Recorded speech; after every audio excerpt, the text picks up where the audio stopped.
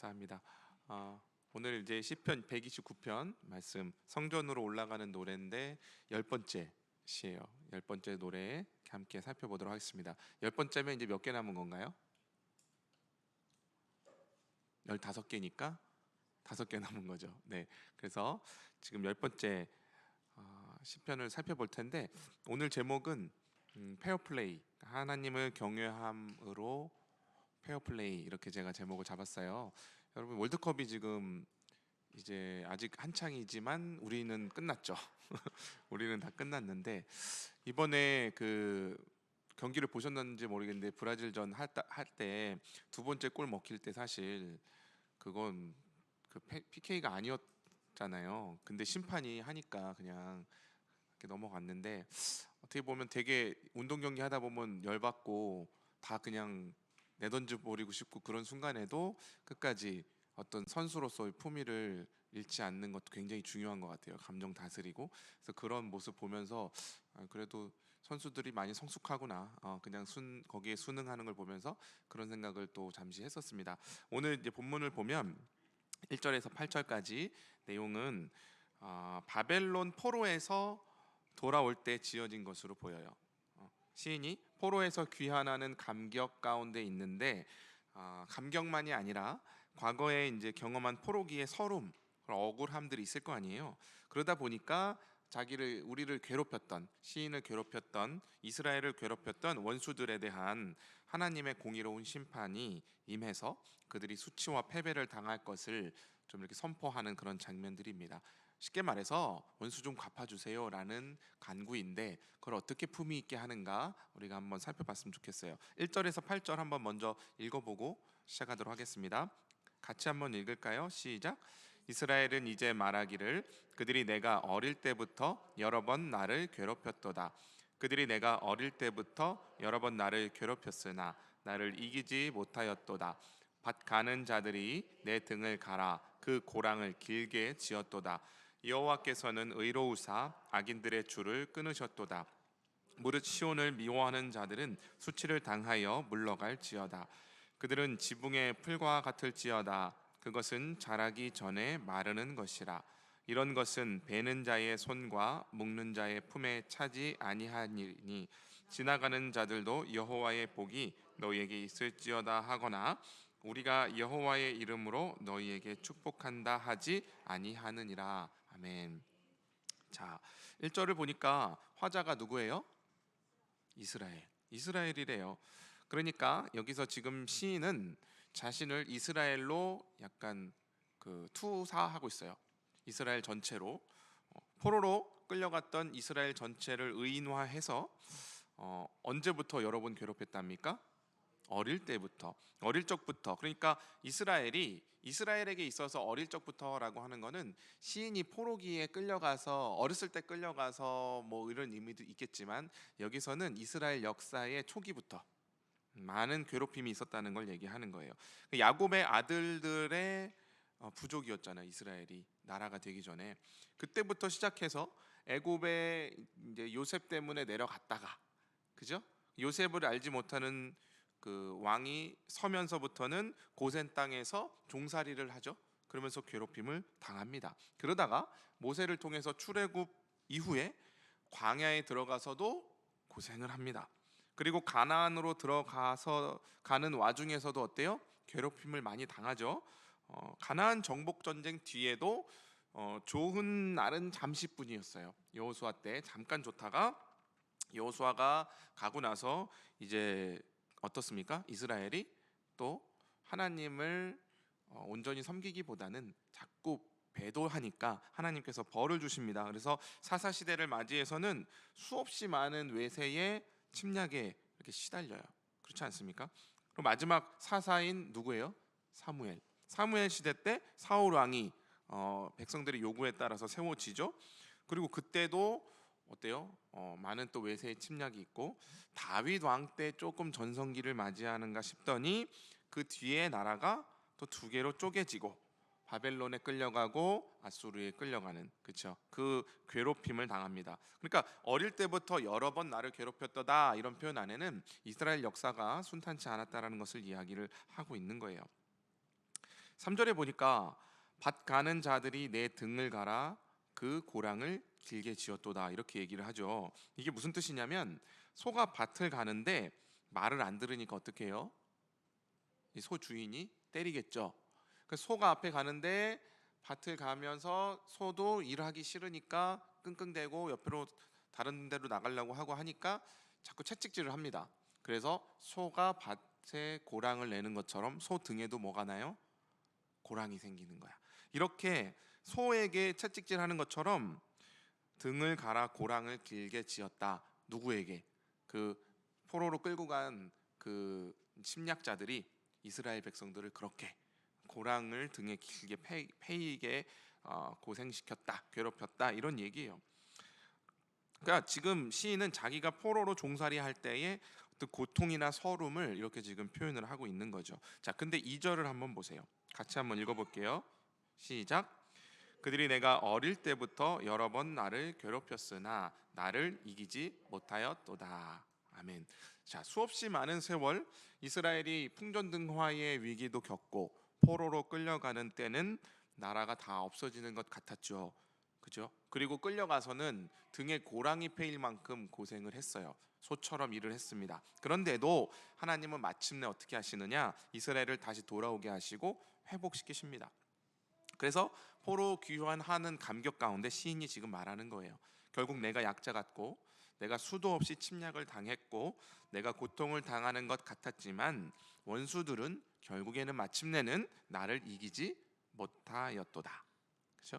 이 고백을 지금 어디를 올라가면서 부른대요? 이 노래를 성전으로 올라가면서 노래로 고백하는 거예요. 여러분, 우리가 신앙생활 할 때 여러분 자신 안에 있는 내면 또는 여러분의 주변에 그리고 교회에도 그렇고 여러분의 직장이나 뭐 친구 관계 가운데도 원수 있습니까? 없습니까? 원수 있어요. 다들 있어요. 그렇게 큰 소리로 하시네. 늘 존재합니다. 원수들이 있어요. 원수들이. 아까 제가 복도에서 어떤 집사님하고 잘 지내세요? 했더니 원수들에게 많이 괴롭힘을 당하셨다고. 근데 그 원수가 누구냐? 뭐 자식이며 뭐 남편이고 친척이고 뭐 형제고 다 그렇다는 거예요. 우리 인생이 수없이 많은 이 괴롭힘 가운데 놓여 있고 그게 가까운 가족, 부모, 형제, 직장, 상사, 동료, 심지어 친구인 경우들도 많습니다. 교우들인 경우도 많고요. 원수 없는 세상이 이 땅에 과연 존재할까? 이렇게 질문해 봤을 때 저는 단언컨대 없다. 우리는 죽을 때까지 원수가 있다. 근데 시인은 결정적인 고백을 지금 하고야 마는 거예요. 원수들은 항상 있었고 내가 어릴 적부터 내 인생 내내 존재했지만 그래서 늘 나를 괴롭히었고 앞으로도 괴롭히겠지만 어떻다고요? 나를 이기지 못한다. 참 멋진 고백 아닙니까? 나는 못 이겨. 나를 물리적으로 압박하고 굴복시키고 모욕을 주었던 그 침략자들까지라도 그 원수들은 포로 생활 가운데 어때요? 시인을 그리고 이 이스라엘을 압박하고 억압했고 그들의 노동력을 다 착취했지만 결국에는 이길 수 있었어요? 없었어요? 없었다는 거예요. 상당히 멋진 고백이라고 생각을 합니다. 저는 시인이 이렇게 고백하는 이유가 4절과 5절에 있다고 생각을 해요. 4절과 5절 한번 읽어볼게요. 시작. 여호와께서는 의로우사 악인들의 줄을 끊으셨도다. 무릇 시온을 미워하는 자들은 수치를 당하여 물러갈지어다. 여호와께서 고랑을 파이게 만든 채찍 그리고 소를 묶고 있던 줄 이스라엘을 포로로 이렇게 묶고 있던 사슬들을 다 끊으신다는 거예요. 왜요? 이 이유가 여호와께서는 의로우사 이렇게 얘기를 합니다. 결국 하나님께서 악인들에게서 이스라엘을 건져내시는 이유는 하나님의 공의 때문이라는 거예요. 그리고 하나님의 공의로 말미암아 이 시온을 미워하는 자들은 수치를 당하며 물러가게 된다 이런 말씀을 하고 있는 거예요. 자, 그러면 중요한 게 있죠. 하나님은 의롭기 때문에 하나님의 공의 때문에 이런 일을 행하시는데 그러면 하나님의 공의라는 것은 무엇인가? 이 적어도 오늘 시편에서 시인은 뭐라고 얘기하는가? 이제 6절하고 7절이에요. 6절 7절 같이 읽어보겠습니다. 시작. 그들은 지붕의 풀과 같을지어다. 그것은 자라기 전에 마르는 것이라. 이런 것은 베는 자의 손과 묶는 자의 품에 차지 아니하니 이렇게 돼 있어요. 아까도 잘 못 읽던데 지금도 저는 못 아니하나니. 어렵네요. 이스라엘을 포로 삼았던 그 침략했던 나라들의 한결같은 목적이 뭐였을까요? 여러분 뭐라고 생각하세요? 이스라엘을 왜 침략해서 이스라엘 사람들을 다 포로로 왜 끌고 갔어요? 노동력, 그쵸? 자기들은 노동을 안 하고 이스라엘을, 그러니까 약한 나라를 침략해서 그들의 재산과 그들의 노동력을 다 착취해서 일시키겠다, 노예 삼겠다라는 거잖아요, 그죠? 남의 나라를 하고 뺏어오면 그것이 자기들이 땀 흘려서 농사 짓는 것보다 훨씬 더 빠르게 자기 나라를 부강하게 만드는 길이었어요. 그렇죠? 여러분, 고대 사회에 문명이 발달하게 되는 아주 결정적인 계기가 바로 이것입니다. 문명이 발달한다는 얘기는 전쟁의 역사가 발달한다는 뜻이에요. 그리고 무기가 발달한다는 뜻이에요.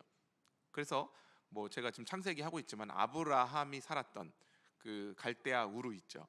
거기가 수메르 문명이에요. 수메르 문명이 굉장히 부강하게 그들의 척박한 땅에서도 이 그 처음으로 수로를 내서 농지에 물을 공급하고 이런 굉장한 일들을 했거든요. 그거 다 어떻게 한 거냐면 옆에 부족, 옆에 나라 쳐들어가서 이기고 그들을 노예 삼아서 일시킴으로 했던 거예요. 이해되세요? 그게 지금 이스라엘에게도 당한, 이 이스라엘이 침략당하게 된 원인이기도 하다는 거예요. 그런데 하나님은 이렇게 살인 기계가 돼서 전쟁 영웅만 되면 군주도 되고 왕도 되는 이 세상의 법칙을 하나님은 의롭게 보십니까? 아닙니까? 의롭게 안 보신다는 거예요. 하나님의 공의는 뭐냐? 이런 방식으로 이스라엘을 침략하는 원수들을 뭐라고 칭하시느냐? 지붕의 풀이다. 여러분, 지붕에 풀을 심는다고 생각해 보세요. 지붕에 흙을 조금 이렇게 깐 다음에 풀을 심어. 그러면 여러분 집에서 화분 해보셨죠? 화분이 흙이 굉장히 중요하잖아요. 그리고 물도 줘야 되고 가끔 영양제도 맞아야 되고, 사람보다 더 막 어떤 화분은 막 더 돈이 많이 들어가. 막 키운다고 난 키워 보세요. 장난 아니죠. 근데 왜 그렇게 흙이 중요해요? 양분을 공급받고 적절한 태양빛과 수분이 있어야 되기 때문인데, 지붕의 풀이라는 거는 그게 다 안 되는 거예요. 지붕은 어떻습니까? 태양빛을 막아주고 풍파를 막아주는 역할을 하는 건데, 그 위에 풀을 심어 놓는다 한들 그 풀이 자라겠냐는 거예요. 안 자라죠. 결국에는 지붕의 풀처럼 떼약볕이 한번 쬐면 말라버리는, 바람이 불면 다 날아가 버리는, 그러니까 땅에 뿌리를 내려서 양분을 공급받는 그 하나님이 내신 원리대로, 심고 거둠의 법칙대로 그렇게 살아가는 게 아니라면, 하나님께서 내신 노동의 원리를 거스른다면 다 말라 죽을 것이다, 이 말인즉 너네들 이스라엘을 착취하는 방식, 즉 폭력과 피 흘림으로 누군가를 억압하고 채찍질하여서 나 대신 일하게 만드는 그런 불의를 나는 결코 참아보지 않는다, 이런 뜻이에요. 그래서 칼로 흥한 자는 반드시 칼로 망하게 만드신다는 뜻입니다. 자라기도 전에 말라버릴 것이다. 그래서 곡식 베는 자의 손에, 베어서 묶어내는 자의 품에 아무것도 들어가지 않게 할 것이다, 이런 말씀이에요. 그러니까 길게 보면 침략 전쟁을 해서 포로를 삼고 자기들이 부강한 나라가 되는 것 같았던 그런 모든 문명의 역사들, 이스라엘의 주변 국가들의 그 운명들이 다 어때요?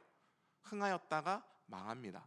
수없이 흥하였다 망해요. 근데 이스라엘은 약자 같고 항상 빼앗기는 것 같고 외세의 침략을 받는 것 같은데, 이스라엘은 하나님이 끝까지 남기신다는 거예요. 끝까지 하나님께서 보호하고 지키신다는 거예요. 자, 8절 한번 보세요. 8절까지 왔습니다. 8절 같이 읽을게요. 시작. 지나가는 자들도 여호와의 복이 너희에게 있을지어다 하거나 우리가 여호와의 이름으로 너희에게 축복한다 하지 아니하느니라. 자, 당시에 지금 이게 무슨 얘기냐면, 일반적인 문화가 뭐냐면 추수의 계절이 되면 서로 복을 빌어주는 풍습이 있었어요, 고대 사회는. 그래서 이 이스라엘 안에는 농사 짓고 있으면 가서 여호와의 복이 있을 것입니다. 이렇게 말해줘요. 일하는 사람들한테, 추수하고 이런 사람들한테. 자, 룻기 2장에 보면 뭐라고 나오냐면 4절에 보아스가 베들레헴으로부터 와서 추수하는 자들에게 복을 빌어주고 또 그 사람들이 화답하는 그런 장면이 나옵니다. 이 지금 그거 얘기하는 거예요. 아주 중요한 풍습이고, 결국 이 안에는 하나님께서 내신 법칙대로, 하나님께서 심고 거둠의 원리로 내신 대로 일하는 자들에게 하나님께서 반드시 복을 주신다라는 의미로 서로 인사를 하는 거예요. 근데 지금 시인은 악인들에게는 그런 인사조차 섞지 않겠다라고 다짐하고 있는 거죠. 이 말은 내가 너를 저주하겠어라는 게 아니라 너희들처럼 살면 하나님께서 복 주실 리 없다라는 선언을 하는 겁니다. 그들에게. 그렇죠. 무서운, 그러니까 내가 저주하는 것보다 훨씬 더 무서운, 너희들 그런 방식으로 계속하면 하나님께서 치신다, 하나님께서 복 주실 리 없어라고 지금 이야기하는 거예요. 하나님의 복 주심은 하나님의 말씀에 나타나는 공의로운 법칙을 위반하지 않습니다.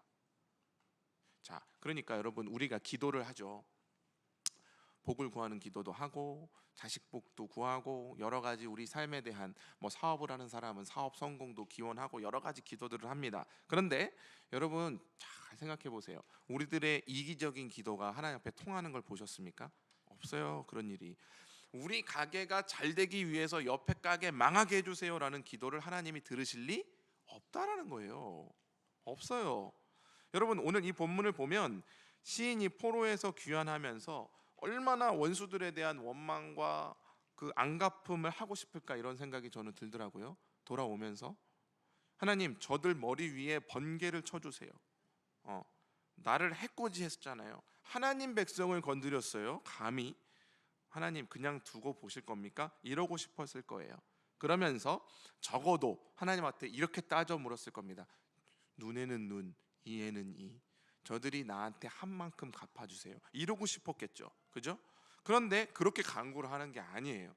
지금 뭐 하고 있냐면 그들은 지붕의 풀이라, 뭐 이런 정도 소극적인 것 같지만 하나님께서 하나님이 내신 법칙과 원리와 하나님의 말씀에, 그리고 하나님의 공의에 위배되는 것에 대해서 하나님께서 갚아주실 것을 구하는 품이 있는 안갚음이죠. 품이 있는 원수 갚음을 지금 하고 있는 거예요. 하나님 앞에서. 하나님의 공의가 적용이 될 때, 그러면 그 내가 지금 그 안갚음하고 싶은 대적 원수들에게만 그 공의가 적용됩니까? 그렇지 않죠. 그 공의는 누구에게도 적용돼요. 나에게도 적용되잖아요. 자신들에게도 이미 공의가 적용되어 있음을 고백하는 거예요. 네, 하나님, 저들은 우리를 찬탈하여 포로로 잡아갔지만 우리는 그렇게 하지 않겠습니다. 우리가 부강한 나라가 된다 해도 저들에게 그러한 방식으로 안갚음하지 않겠어요. 이런 다짐이 시인이 지금 성전으로 올라가면서 고백하는 시 안에, 이 고백 안에 들어있다라는 것입니다. 본문을 다 했어요. 이렇게 빨리 목사님이 끝내다니 말도 안 돼. 박수를 치면 다음 얘기를 하지를 못하잖아. 여러분, 저는 이거 오늘 말씀을 보면서 에스더서가 떠오르더라고요. 에스더서 아세요? 정종민 집사님 혹시 에스더서 읽어보셨어요? 안 읽어보셨죠? 거기까지 아직 안 가셨구나. 에스더서는 페르시아, 그러니까 바사 왕국이죠. 그게 느부갓네살 맞나요? 아하수에로인가? 아하수에로, 미안해. 아하수에로 왕이 그 페르시아 왕으로, 그 영화 옛날 300 이렇게 보면 누구냐면 크세르크스예요. 아하수에로가. 이상하지 발음이? 성경은 아하수에로인데 이제 영어로 하면 크세르크스예요. 크세르크스 왕 시대에 포로로 잡혀 있었어요. 아수르의 포로였던 그 이스라엘이 아수르를 페르시아가 먹으면서 그냥 포로 승계가 됐죠. 그래서 포로로 있는데 이 포로로 잡혀 있던 유다 백성들을 그 왕 다음 서열 2위 서열이었던 하만이라는 신하가 다 죽이고 싶어요. 왜냐? 이 유대인들만 자기한테 절을 안 해. 왕에게도 절을 안 해. 그 유대인들은 목이 뻣뻣하잖아요. 하나님 앞에서만 뻣뻣한 게 아니라 다른 데 가서도 나는 하나님 백성이기 때문에 너한테 절 안 해. 이렇게 뻣뻣해. 그러니까 다 죽이고 싶어서 하만이 자기에게 절하지 않는 그 모르드게라는 사람하고 그 유대인들을 다 죽이고 싶어서 꾀를 냅니다. 왕한테 가서 이 반역 세력이라고 조서를 받아요. 그리고 거기에 도장을 찍게 만들어요, 왕이. 그러면 왕이 조서에 도장이 찍혔으니 이제 실행하는 거잖아요. 유대인들을 다 싸그리 죽여라라는 조서인 거예요. 그때 이때를 위해서 내가 왕비가 된 거구나 하고 아하수에로 왕의 왕비로 뽑혀서 올라갔던 유대인 처녀인 이 에스더가 왕비가 되었잖아요. 이 왕비가 왕 앞에 나가서 하만의 계략을 다 까발리고 오히려 하만을 하나님께서 심판하셔서 장대에 매달려 죽게 했다는 그런 이야기입니다. 그래서 유대인들이 에스더의 용기 때문에 살았다. 이런 어떤 이야기가 에스더서 안에 들어있는 내용이죠. 우리는 이것만 알고 있는데 하나 숨겨져 있는 갈등 구도가 이 안에 있습니다. 여러분 잘 모르셨을 텐데 이 모르드게라는 사람하고 하만의 갈등 구조예요. 이 하만이 누구냐면 에스더 3장 1절에 보면 뭐라고 나오냐면 하만을 아각 사람 함무다다의 아들 하만 이렇게 나옵니다. 아각 사람. 그럼 아각이 누구냐? 아각이 누구게요? 알 턱이 없지. 아각. 그죠? 아각은 누구냐면 500년 전에 이스라엘과 전쟁을 벌였던 아말렉 족속의 왕이었어요. 자, 여기서부터 이제 잘 들으셔야 돼요. 근데 이때 왕이 누구냐? 사울이에요. 역시 성경 선생님은 아시네. 사울이야, 사울. 그래서 에스더 2장 5절에 보면 모르드게를 뭐라고 나오냐면 기스의 증손자. 기스가 누구냐면 사울의 아버지. 사울, 그러니까 기스와 사울 계통의 사람인 거예요. 모르드게는. 이해되시죠? 왕족이죠. 그러니까 쉽게 말해서 하만은 모르드게를 볼 때마다 자기 조상 아말렉과 이스라엘 간에 지속되어 왔던 싸움을 이어가려고 하고 그때 당한 걸 갚으려고 막 안간 힘 쓰는 거야, 하만은. 그래서 내가 여기서 지금 페르시아 여기서 지금 실권을 잡았고 왕 다음 2인자니까 권력을 동원해서 전 녀석 저 새끼들 다 그냥 싸그리 죽여야겠다, 이렇게 계략을 세우는 거예요. 원수 갚으려고. 이해되시죠? 근데 이때 그 당시에 그 요 에스더 당시 말고 아말렉하고 사울, 그러니까 이스라엘이 전쟁할 당시에 아말렉이 전쟁하는 방식이 아주 무자비하고 야비했습니다. 어떻게 했냐면 신명기 25장에 가보면 어떤 얘기가 있냐면 이스라엘을 아말렉 족속이 공격할 때 어떻게 하냐면 이스라엘이 쭉 대열을 이렇게 서서 가잖아요. 그러면 항상 맨 뒤에 여인들하고 노인들하고 아이들이 있어요. 줄줄줄 따라가는. 그거를 뒤로 돌아와서 거기부터 칩니다. 그래서 애들부터 다 죽이고요. 목을 치고 노인들, 여인들부터 막 다 죽여요. 그러면 어떻게 돼요? 이스라엘에 멘붕이 오죠. 이거 약간 뭐냐면 아무리 전쟁이지만 선을 넘는 거잖아요. 선을 넘어버리면서 졸렬한 방식으로 전쟁에 이기려고 무슨 수라도 쓰는 그런 아말렉. 그죠? 이스라엘을 침략해서 다 포로로 잡아가서 노예처럼 삼아버리는 오늘 본문처럼 고대 사회에서 여러분 전쟁을 벌이고 때로 살인을 해야 하는 이유들이 있어요. 명분도 있고. 그러나 아말렉은 이스라엘이 가장 지쳐 있을 때 그리고 가장 연약한 자들을 공격하는 비열한 방식으로 전략을 삼았다는 것이죠. 그러니까 오늘날로 말하면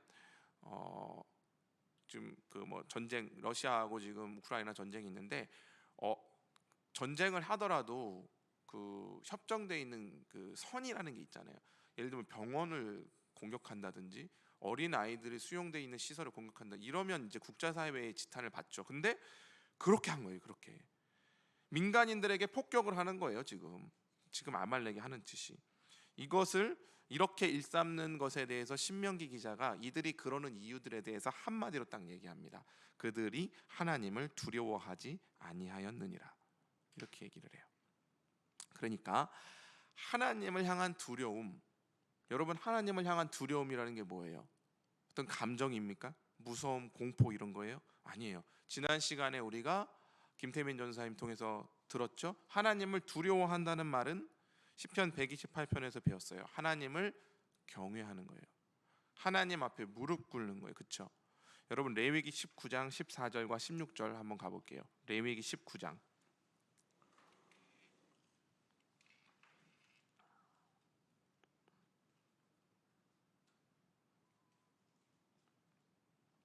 레위기 19장 핸드폰으로 찾으시면 되죠. 19장 14절 그리고 16절 딱 한 절씩. 자, 하나님을 경외한다는 것, 두려워한다는 게 뭐냐를 레위기가 19장에서는 이렇게 얘기합니다. 14절부터 한번 읽어볼까요? 14절 시작. 너는 귀먹은 자를 저주하지 말며 맹인 앞에 장애물을 놓지 말고 내 하나님을 경외하라. 그렇죠? 16절 시작. 너는 내 백성 중에 돌아다니며 사람을 비방하지 말며 내 이웃을 피를 흘려 이익을 도모하지 말라. 나는 여호와이니라. 여러분, 하나님을 경외한다라는 것, 하나님이 하나님 되신다라는 것은 귀먹은 자를 저주하지 않고, 그러니까 약자, 맹인 앞에 장애물 놓지 말고, 네 백성 중에 돌아다니면서 사람들 비방하고 모함하고 또 네 이웃에 피 흘려서 네 이익을 삼는 그런 일을 하지 말라는 거예요. 하나님을 경외한다는 것은. 여러분 어때요? 하나님을 경외한다는 것은 하나님과 나 사이의 관계의 문제라고 생각했고, 어떤 나의 감정과 두려움, 공포와 같은 그런 어떤 하나님 앞에서 내가 어떤 태도를 가지느냐까지만 우리가 생각하지, 우리 이웃에게, 우리 주변에 있는 사람들에게, 혹 원수 갚아버리고 싶은, 안 갚음하고 싶은 대상에게 어떻게 내가 행동하는가가 하나님을 경외함으로 드러난다는 거예요. 이해되시죠? 그러니까 이스라엘, 즉 우리 신자들을 포로 삼았던 당시에 그런 침략 찬탈자들 또는 우리가 지금 살아가고 있는 세상이라고 말할 수 있는 원수들이 있다고 생각해 봅시다.